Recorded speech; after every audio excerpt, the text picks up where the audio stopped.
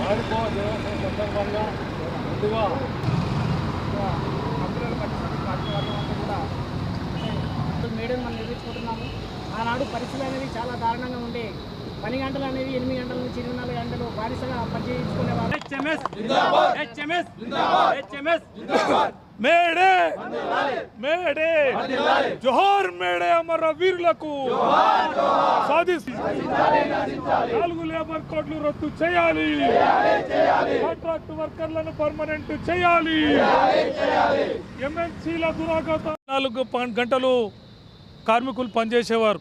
Company ముందే గుడిసెలు వేసుకొని తిని పనిచేసి వచ్చి మళ్ళీ వండుకొని మళ్ళీ పనిచేయడం తప్ప ఇంకొక జీవితం లేని కార్మికులను 14-16 గంటల వద్దు, మాకు 8 గంటలు కావాలని 1862లో రైల్వే పోరాడిండు. భారతదేశంలో పోరాటాలు జరిగినాయి, ప్రపంచంలో చాలా దేశాలు జరిగినాయి. చికాగోలో 1986 నాడు హే మార్కెట్లో నిరవధిక సమ్మె జరిగినప్పుడు 7 మంది ఉరితీతకు గురి చేసిర్రు, లాఠీ చార్జీలు దెబ్బలు తిన్నారు. దానిలోంచే ఎర్ర జెండా అనేది పుట్టుకొచ్చింది. దాన్నే మేడే దినం, మనం పోరాట దీక్షా దినంగా మనం జరుపుతూ ఉన్నాం. అయితే ఈరోజు చూస్తున్నాం టీవీలో ఇరాన్ పైన ఇజ్రాయిల్, అమెరికా, ఉక్రెయిన్ పైన రష్యా ఈ రోజు దాడులు చేస్తూ ఉంటే ఎందుకు వస్తున్నాయి ఈ దాడులు అంటే ప్రజల కోసం కావు. ఇవి ఆయిల్ మార్కెట్ను నేను గుంజుకోవాలా నువ్వు గుంజుకోవాలా అనే లాభాల కోసం జరుగుతున్న దాడులు ప్రజలను, పిల్లలను చీమలకనైనంగా చంపేస్తున్నటువంటి దుస్థితి మనం చూస్తున్నాం. లాభాల కోసం ఏమైనా ఎంఎన్సీలు చేస్తాయనే అనుభవం మనకు కనిపిస్తుంది. మిత్రులారా, భారతదేశంలో కూడా అదే పరిస్థితి కొనసాగుతుంది.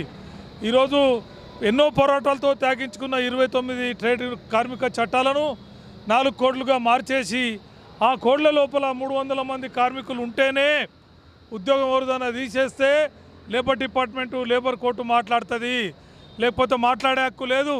300 కన్నా తక్కువ కంపెనీలో ఎవరిని తీసేసినా అడిగేటోడు లేదు అని లేబర్ కోడ్ చెప్తున్నది. అట్లాగే ఫ్యాక్టరీస్ యాక్ట్ ఇన్స్పెక్షన్ చేయడానికి వీల్లేదు. ఈజీ డూయింగ్ బిజినెస్ అంటే ఆన్లైన్లోనే జరగాలి తప్ప ఇన్స్పెక్షన్ చేయొద్దని ఇలా 4 లేబర్ కోడ్ చెప్తా ఉన్నాయి.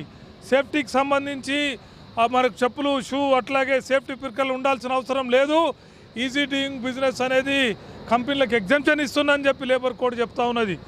అట్లాగే ఇలా మనకు అమాలి కార్మికులు, మనకు ఈరోజు ఈ రకరకాల జూమోటో అట్లాగే ఫ్లిప్కార్ట్ లాంటి పని చేస్తున్నటువంటి కార్మికులు లక్షలాది మందికి ఎవరికి కూడా ఇలా ఈఎస్ఐ లేదు. మున్సిపాలిటీలో అలా లేదు, గ్రామ పంచాయతీలో ఈఎస్ఐ లేదు. ఎవడైతే సామాజిక బాధ్యత తీసుకొని పనిచేస్తున్నారో ఆ పేద కార్మికులకు ఎవరికి కూడా ఆరోగ్య సంరక్షణ లేదు. ఆపరేషన్ హెల్త్ అండ్ కోడ్ కూడా ఏం కల్పించట్లేదు. కాబట్టి మిత్రులారా, మన హక్కులు ఈరోజు తీసేయడానికి ఇంకోటి ఏం చెప్పారంటే ఫిక్స్డ్ టర్మ్ ఎంప్లాయ్మెంట్ అని చెప్పి ఏడాది కాగానే కట్ చేస్తారు. ఆర్డినెన్స్ యాక్ట్లో, బిహెచ్ఎల్లో, బీడీఎల్లో ఎక్కడైనా వెటీరియల్ ప్రైవేట్ కంపెనీలు కూడా తోషిబా కంపెనీలో ఫిక్స్డ్ పెడితే అంతకుముందు క్యాజువల్ వాళ్ళని రెగ్యులరైజేషన్ కొట్లాడి 350 మందిని పర్మనెంట్ చేయించడం. సర్లను పిలిపించి తెలుగు మీడియం విద్యార్థులకు English, data science, political social science educate చేసి వాళ్ళని ఆనిముత్యాలుగా భవిష్యత్తుకు తయారు చేసే కార్యక్రమం హెచ్ఎంఎస్ 2022 కల్లా ప్రారంభిస్తూ ఉన్నది. ఈరోజు హెచ్ఎంఎస్ ఒక 50 యూనియన్లకు జిల్లాలో నాయకత్వం వహిస్తూ పోరాటాలు చేస్తున్నాం.